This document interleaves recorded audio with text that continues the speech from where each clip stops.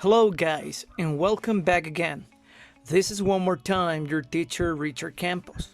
Today we're going to continue with unit number 3, Something to Celebrate, Part 3, Holidays and Festivals Around the World. From the previous two videos, we already know what festivals and holidays are. But just to do a little backup on what we have studied, we said those are celebrations to remember a special date, a historical event, or even they might have religious motives. From that, we can also say that holidays are special occasions that are expected by people because they provide some rest. They also make people feel happy and sometimes even motivated. Because of that, and as we're becoming a more globalized society, some of those holidays or celebrations have crossed the boundaries of their countries and become into an international holiday or even a very well-known celebration that is visited by many tourists on the days that are celebrated. Today, we're going to study such examples. And in addition to that, we will also study how to tell what we did or what happened during any past celebration. So, aside from Halloween, Christmas, and New Year, there are other celebrations that have become international during time due to the amount of people that comes to participate on those. On this video, I will mention some of them and give you some pictures so that you can recognize them with ease.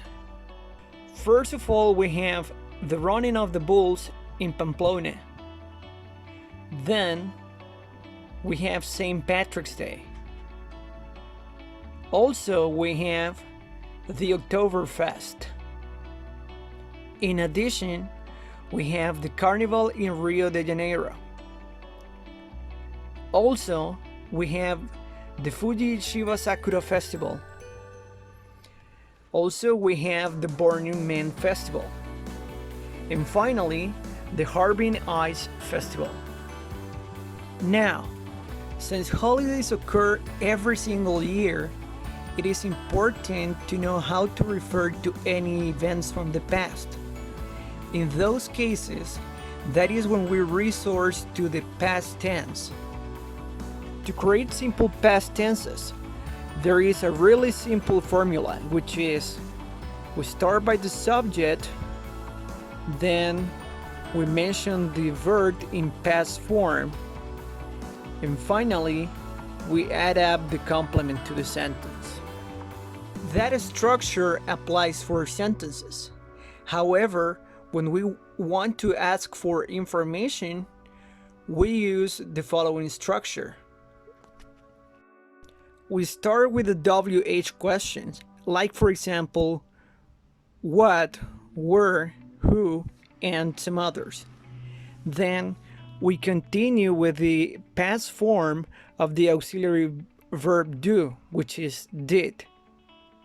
After that, we continue with the subject, then we add up the base form of the verb that we're asking in the question, and we finalize with the complement. An example of this can be, what did you celebrate last December the 25th? So now we're going to study some verbs. We have to keep in mind that verbs in English are divided in two branches, which are regular and irregular verbs. Regular verbs are those which form actually doesn't change that much in the past tense. In fact, we only add ed at the end of the verb. However, the part where we have to be cautious is on their pronunciation, since it might vary depending on some rules.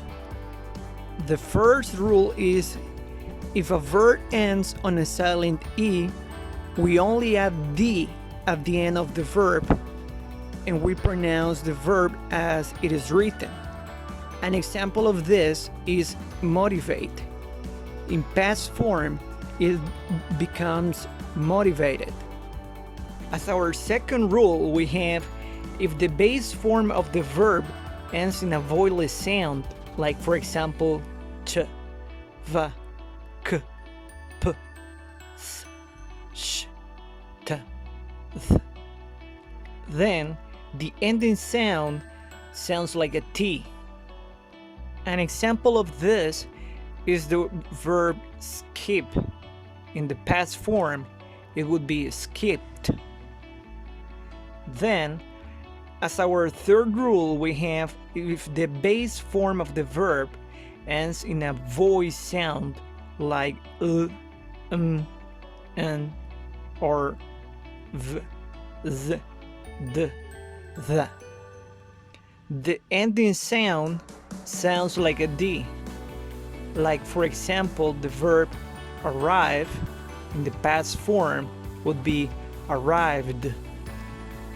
So, some of the regular verbs that we're going to see on this lesson are the following: amuse, amused; arrive, arrived; play, played; entertain, entertained; gather, gathered; like, liked; enjoy, enjoyed; join, joined; land, landed; laugh, laughed; love, loved. Then we have the irregular verbs, which are those which form completely changes when you have it on past tense. Examples of these are go becomes went, eat becomes ate, spend becomes spent, see becomes saw, and bring becomes brought. If you want to know the other irregular verbs, then you can click on the link that I left on the description of this video. Now that we know the basic structure on how to create sentences in past tense, we can start by combining those sentences to retell a past event. And how do we combine different sentences? There is where we start using connectors. But first of all, what is a connector?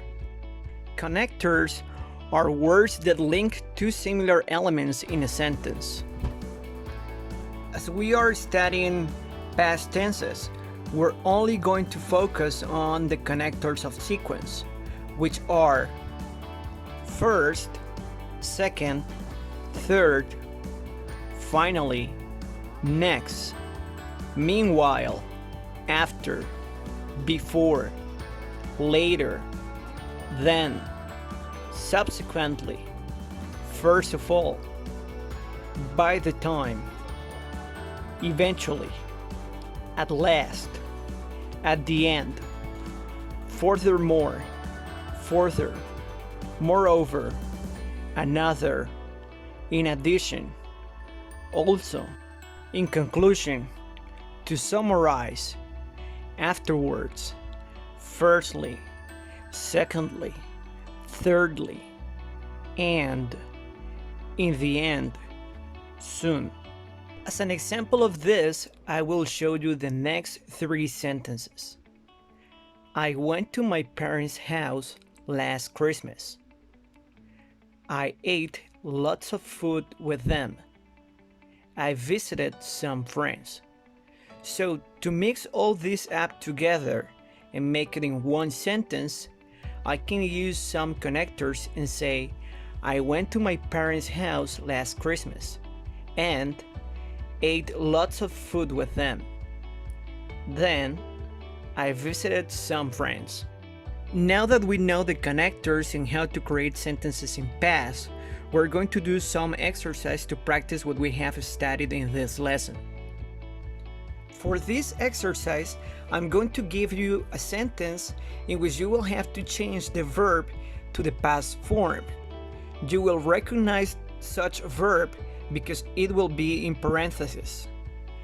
Then pause the video so you can give your answer, and then continue with the video so you can confirm if the answer was correct or not. Number 1. I did go to celebrate New Year with my family and friends. The correct answer is I went to celebrate New Year with my family and friends. Number 2.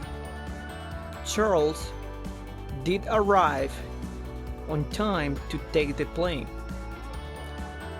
The right answer is Charles arrived on time to take the plane. Number 3.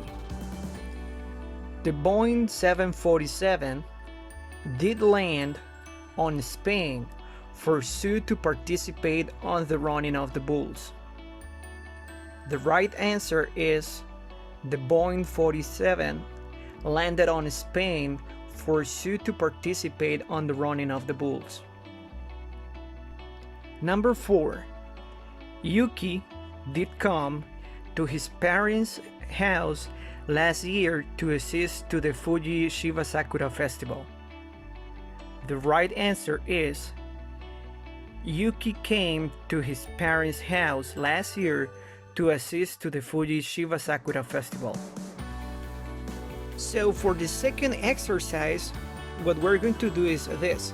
I'm going to read you a short paragraph which has no connectors. That is the part you have to do. You can either pause the video once I finish reading this so you can write down your answers, or you can say those out loud.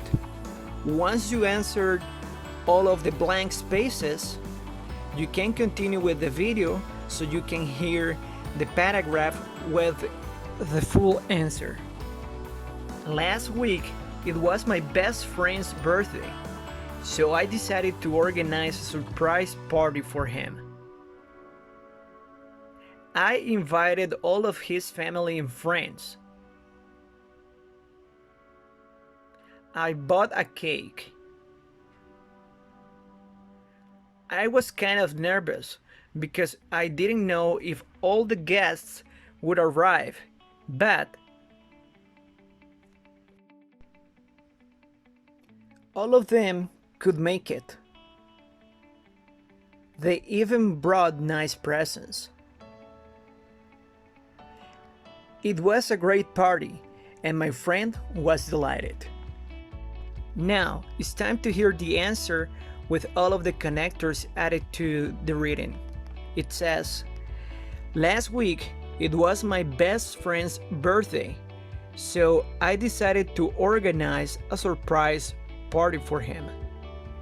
First of all, I invited all of his family and friends, and also I bought a cake. At first, I was kind of nervous because I didn't know if all the guests would arrive, but eventually all of them could make it, and they even brought nice presents. In the end, it was a great party and my friend was delighted. With the previous exercise, we conclude this lesson. I hope you have enjoyed everything you learned in this class. But before you go, let's make a very short wrap-up of what you have learned. First of all, we went over some of the most famous festivals and celebrations around the globe, and we also learned why is that they are so famous. Secondly, we went over the general structure on how to create the past tense, and we also learned how we can create questions in past tense. Then, we studied some verbs. We classified them as regular and irregular verbs. And remember that you also have a link on the description of this video so you can get more of the irregular verbs. Also, We learned how to combine sentences in past tense through the use of connectors. We also learned what a connector is, and we went over a big list of different connectors you can use in your sentences. And finally, we did some exercise so we can practice what we have acquired. Well guys, this is all the lesson for today. I hope you have really enjoyed this. We will continue with this topic in the next video. See you next time. Thank you. Bye-bye.